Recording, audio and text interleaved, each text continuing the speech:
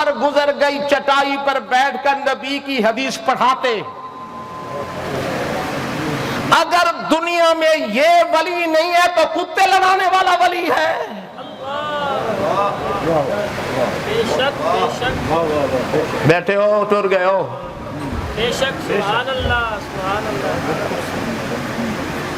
مجھے پتا ہے آپ اشعار سننے کے بڑے شوقین ہیں، رتب و یابس کے سننے کے بڑو داد دیتے ہیں. سبحان اللہ.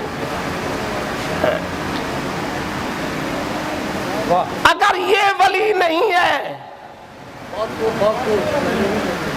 وہ حدیث بخاری کی نہیں ہے سامنے. سرکار جب مسجد نبی سے گھر سے حجرے مبارک مسجد تشریف لائے تو صحابہ کی دو جماعتیں بنی بیٹھی تھیں، ایک حلقہ اور ایک اللہ اللہ درود وظائف ذکر اذکار.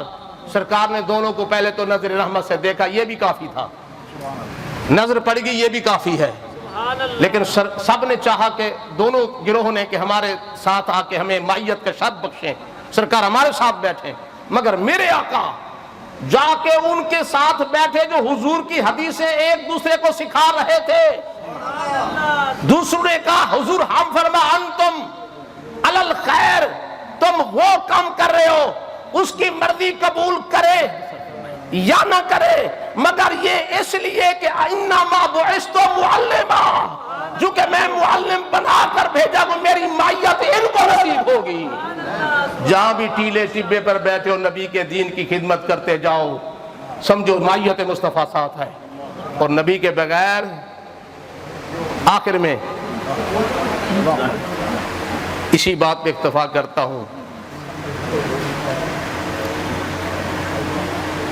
کہ محمد کے در کو صنم کہنے والوں، اسی در پہ تم کو آنا پڑے گا. اگر چاہتے ہو خدا تک رسائی، نبی کو وسیلہ بنانا پڑے گا.